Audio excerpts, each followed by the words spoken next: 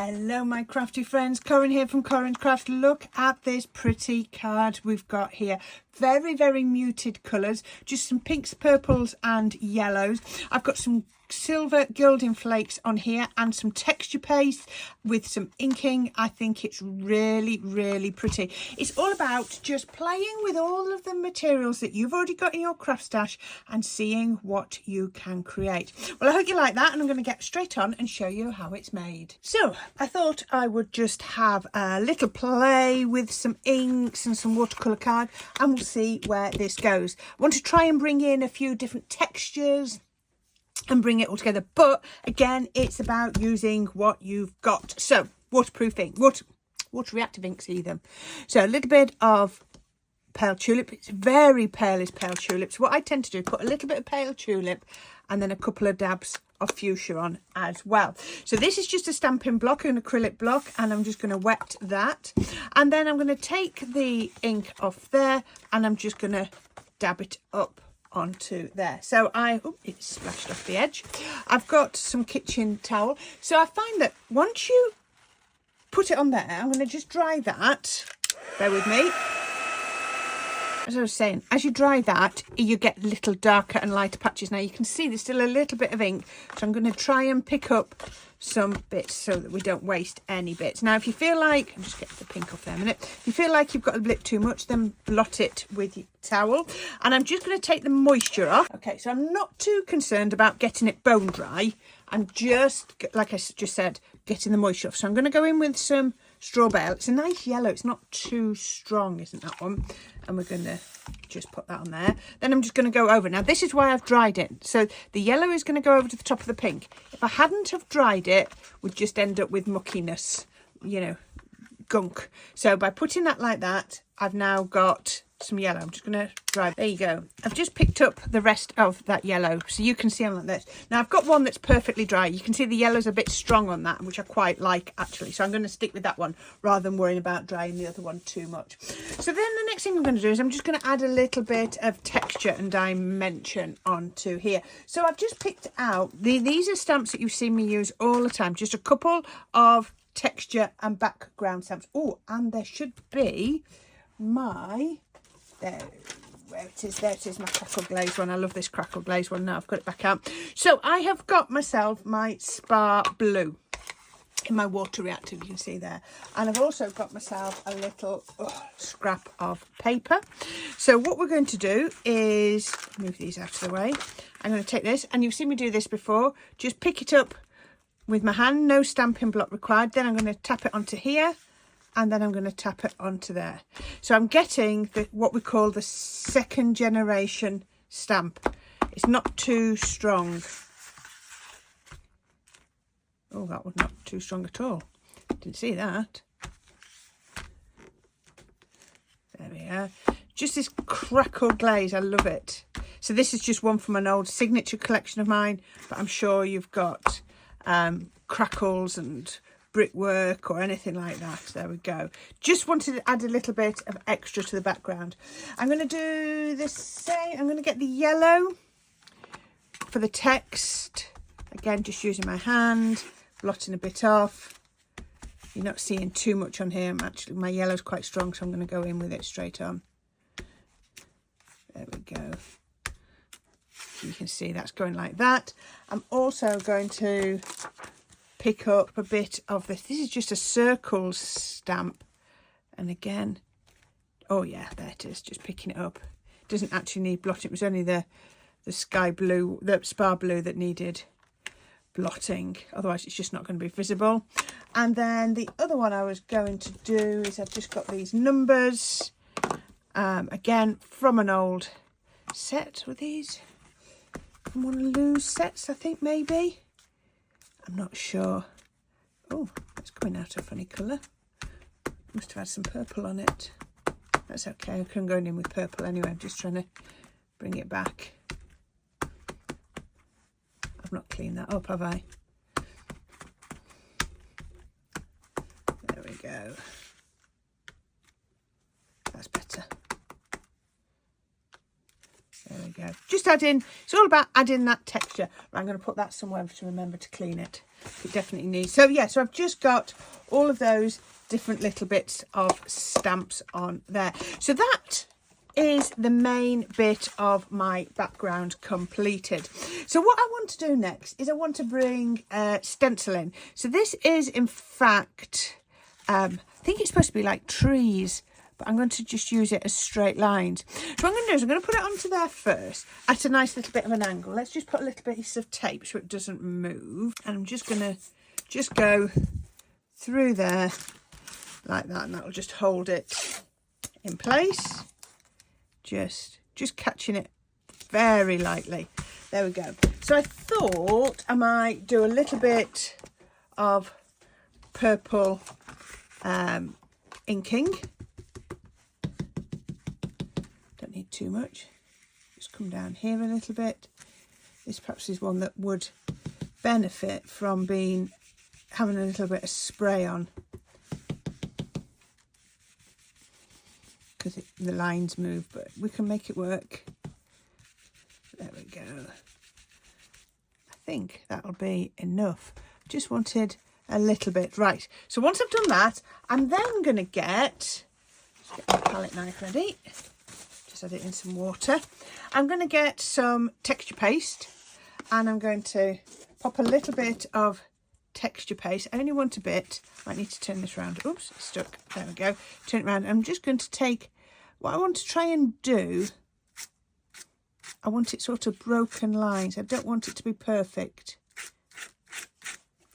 There we go. Bring a bit down here and a bit down there. Let's do a little bit at the bottom. And this is why I put my masking tape right on the very edge.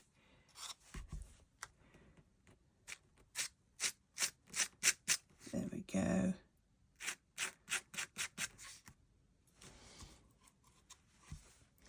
And a little bit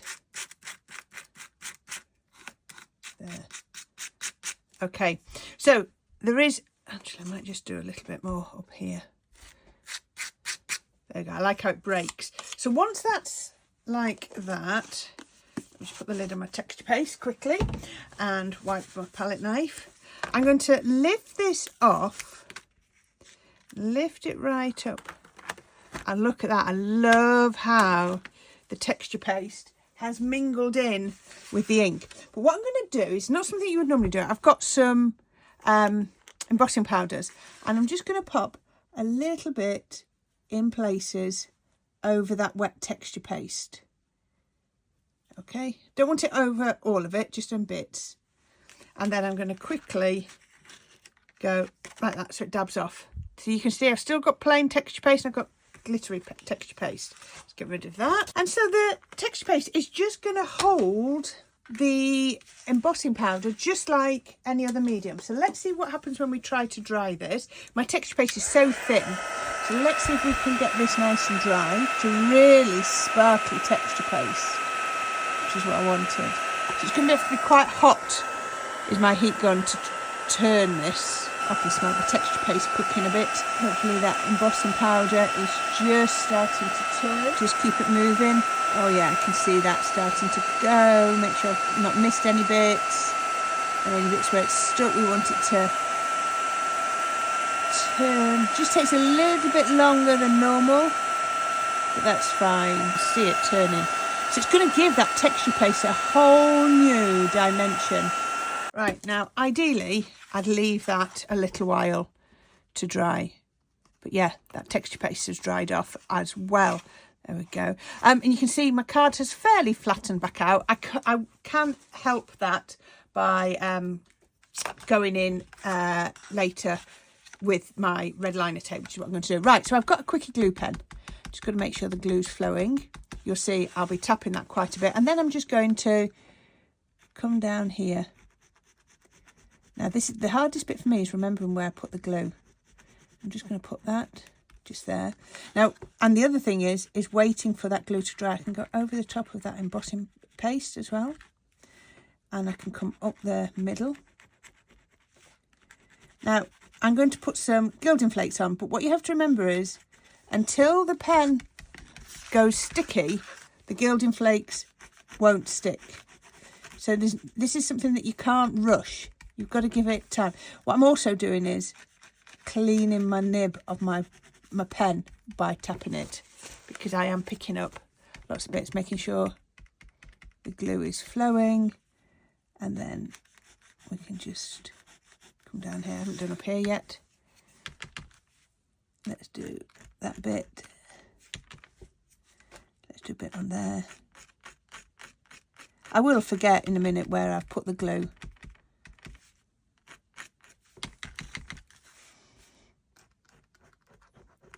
It's just all about creating a background. Now, you don't need to do all of these textures, all these techniques if you don't want.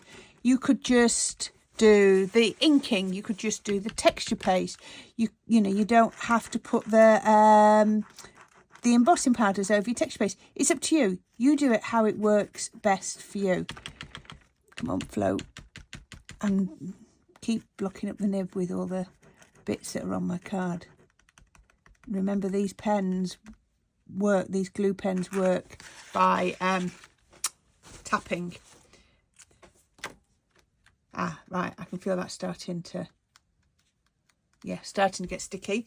So I have myself here, move out of the way, I have myself here some gilding flakes.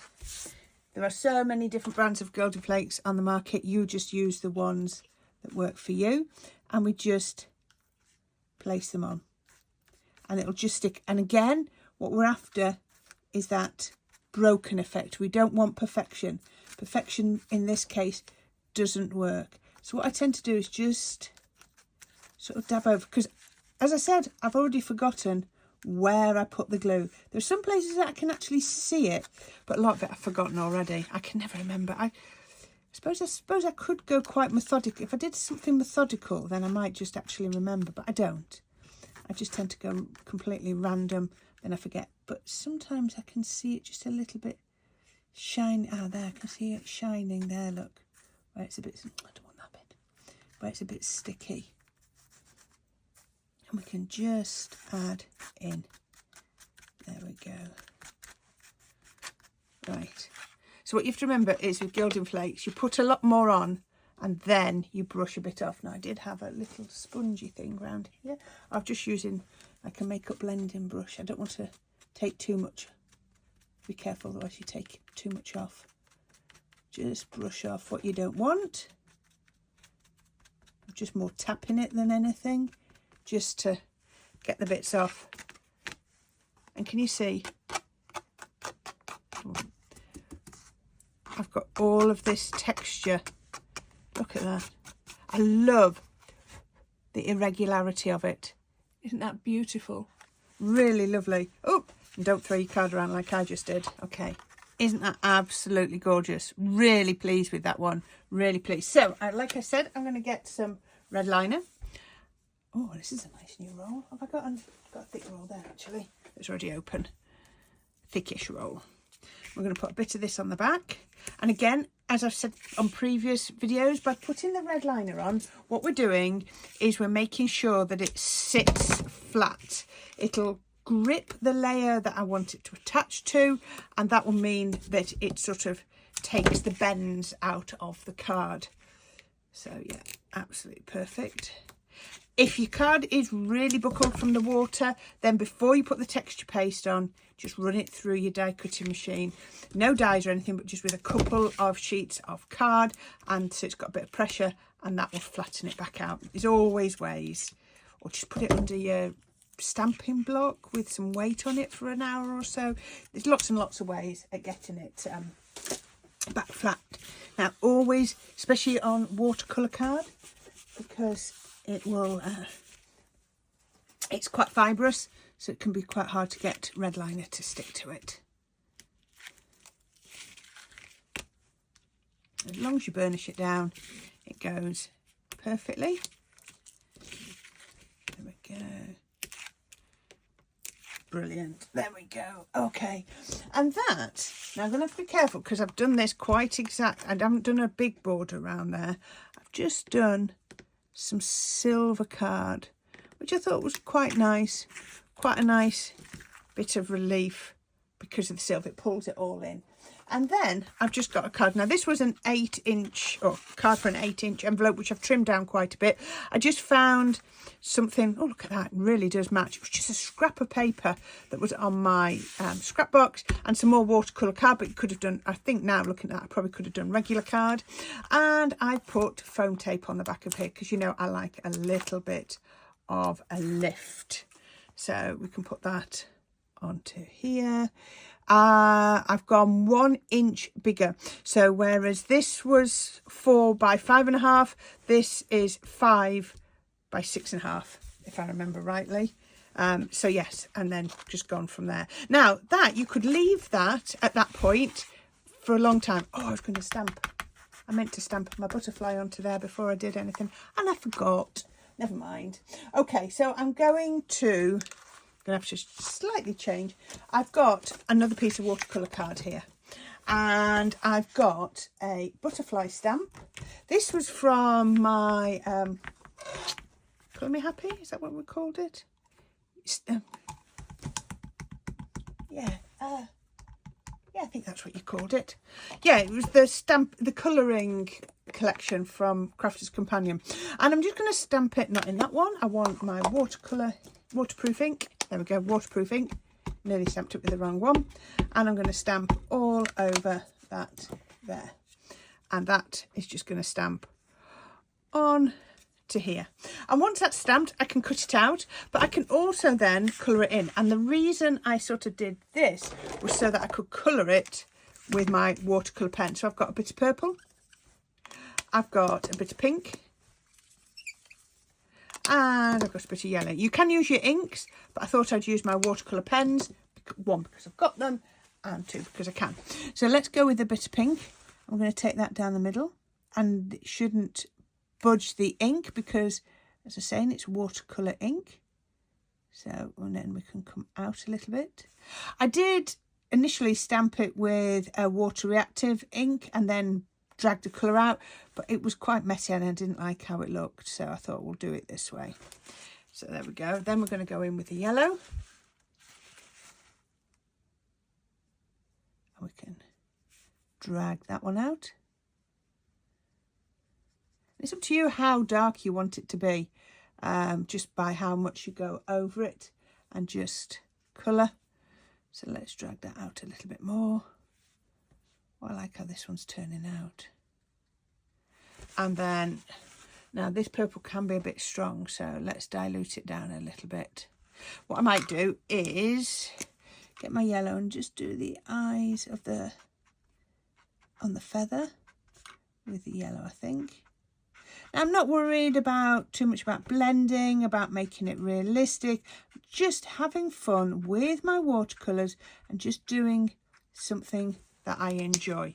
So let's just make sure that purple is nice and diluted down, and then we can then just come round here, down the centres, and drag it down towards that yellow. But you just have to be careful, because if you're not careful, all you do is make a messy, you know, it blends too much. So if it's looking a bit too blendy, then just slow down and get rid of a little bit of the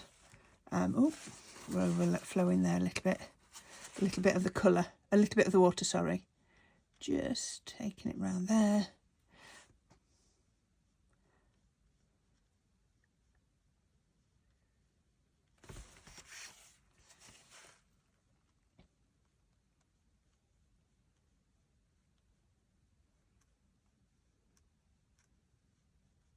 There we go.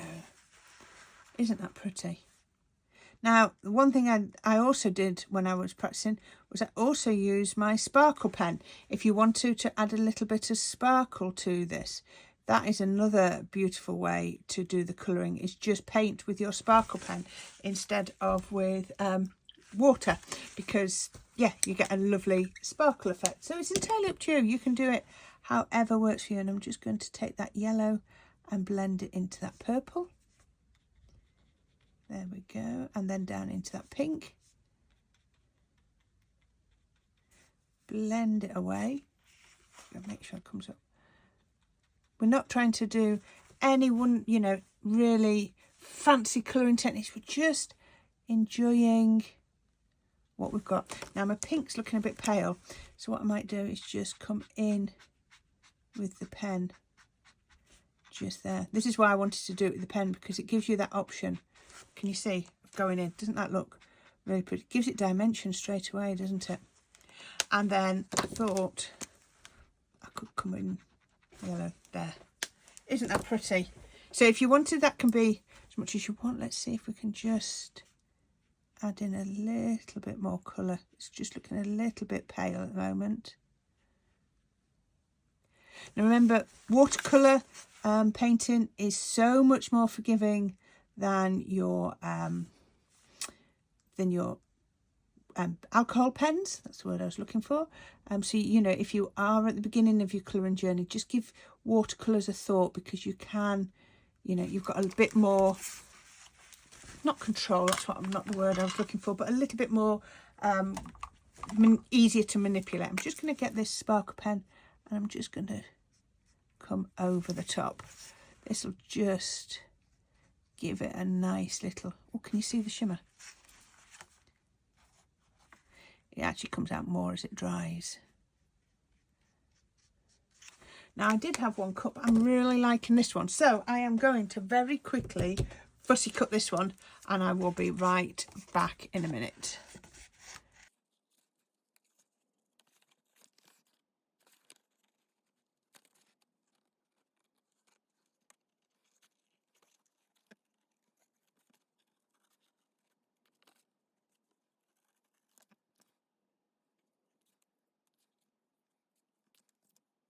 There we go. Right, so I have cut that out.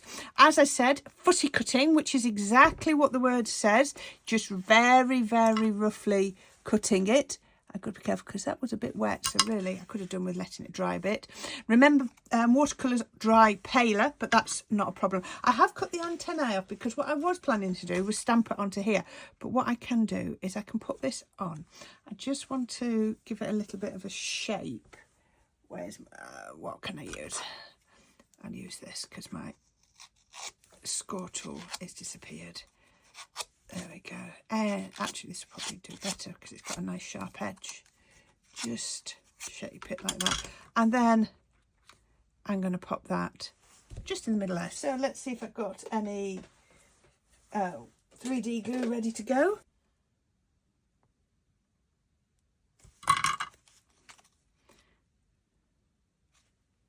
Put that there, and then what we could do is from underneath there we could draw his antennae back on. There we go.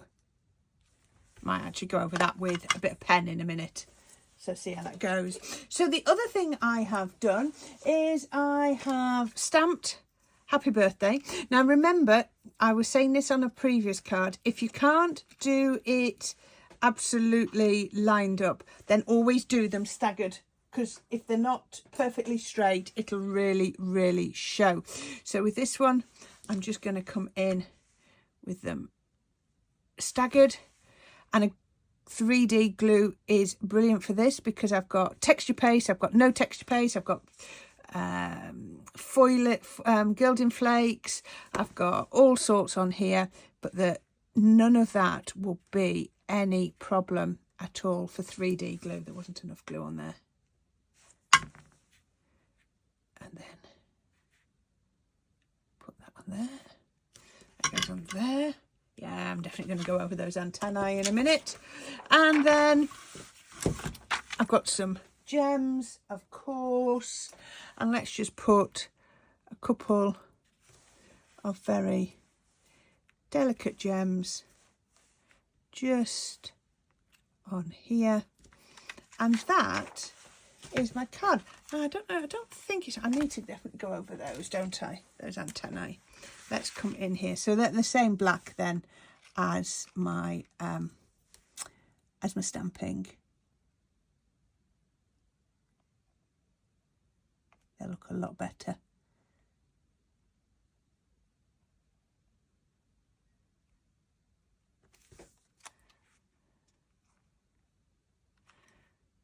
That looks better, doesn't it?